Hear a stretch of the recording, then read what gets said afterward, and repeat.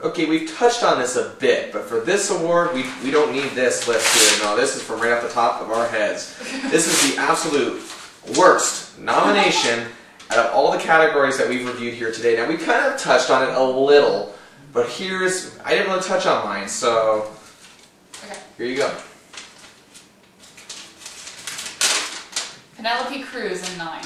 Now, nothing against Penelope as an actress. She won last year for supporting actress. She really did. You know what? I liked her performance in that film greatly, and I did not argue with her win at all.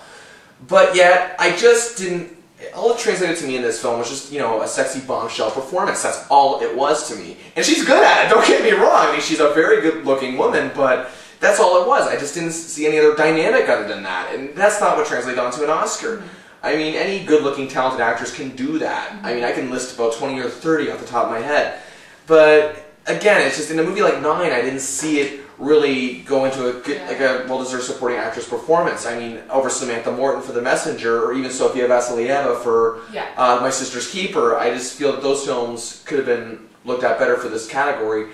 And that's what really upset me here. Nothing against her as an actress. I'm not saying the performance was terrible, because it wasn't. It was good for what it needed to be. She did what the role entailed, and that's all that you really need for an actor sometime in a movie. But an Oscar nomination, I think people use that term loosely, and I just think it was they were too loose with this one here. So she was good. She was good, but the film didn't really leave you, It didn't leave me wanting more. Yeah, exactly. It was just kind of like, oh, that was interesting. That was okay. I personally felt that Marion Cotillard had a better performance. Yes, I meant to say that. I think she was better than Penelope Cruz. I would have given her the nomination. No problem. For sure. And but it is what it is, and I agree. I don't think it was the worst nomination. Mine's in there somewhere, but I didn't think it was the worst nomination. But it definitely was the weakest in that category. Okay, well, it definitely is. And what is your? Although no, actually, I think Maggie Gyllenhaal was less deserving. We'll get to that later, off camera.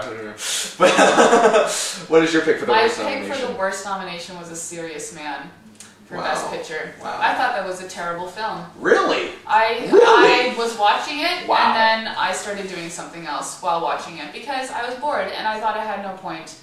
And I liked No Country for Old Men. Again, it's a Coen Brothers film. Yeah. I liked No Country for Old Men. A lot of people didn't, but I liked it.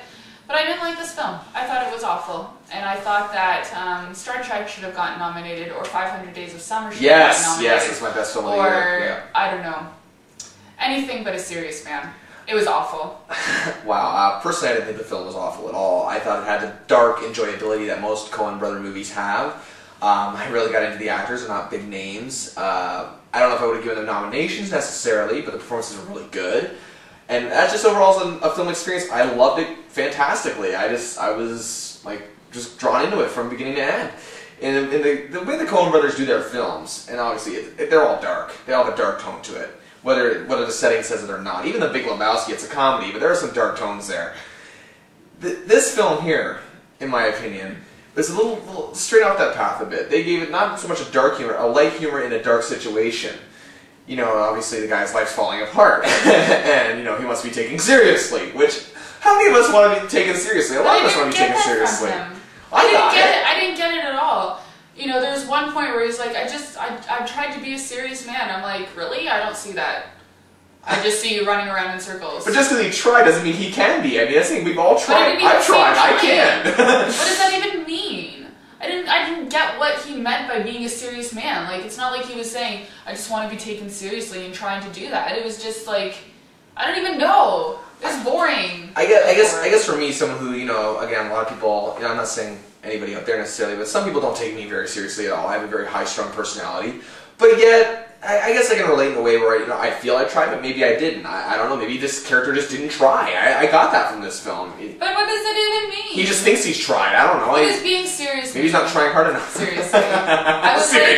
I would like some people to send me some Facebook messages on what it means to be a serious person. Please do. Either way, we've had some interesting lighthearted discussions here, some not so lighthearted. I just want to say one more thing. Oh, go for it. I should have seen The Last Station before we did the consideration show, because I think James McAvoy is one of the greatest actors of our generation, and he should have got a Best Actor nomination for The Last Station instead of Morgan Freeman. I think I think that, well, Morgan Freeman, my main Morgan Freeman's performance didn't work without Matt Damon, but it's vice versa. I think that they were the heart and soul of that movie, that's why I liked it so much. But at the same time, James McAvoy is a fantastic actor. He's been snubbed for other films in the past, not let alone this one, but, you know, especially Last King of Scotland, which I love Forrest Whitaker, and I love that film in general, and they were both fantastic. I think they were really just offset each other better than I could have imagined. I didn't even know much about McAvoy until that film, so... I just love him. He's a wonderful actor. And you know, he's still a young man. I think we're going to see a lot from him in the future. Oh, for sure. Let's keep in mind, Adrian Brody is the youngest to ever win Best Actor, so he was only in his early 30s, I believe, when he won for The Pianist, so... Again, McAvoy's still a young guy. Look out for him. Well, that is it for this week's edition of Bill Chasing the Movies. It's been a wonderful experience again. Thank you very much. Awesome. I look forward to having you again next year. Yes, absolutely. Got to have it. And got to have another Oscar special. And it creates so much debate, and that's what I love about it. You know, we can disagree, we can agree, and either way, this is our choices. We're not going to get what we want, but that's what the show's for. Check Facebook for my predictions. Yes, and if anybody wants feedback, join my Facebook group, Bill Chase and the Movies. It'll be spelled the same way it is in the title of the video. Give me your thoughts. I'd love to hear your thoughts on the Oscars. I'd love to hear your thoughts of Oscars past and present. So just give me any feedback you want. You can tell me I suck, whatever. I do get that sometimes. Okay, so that's it for this week. Next week I'll be back with more reviews, 5 new films, including Alice in Wonderland. So you want to tune in for that. And until next week, I am Bill Chase for Kaylee King, and I will be at the movies. Goodbye, everybody.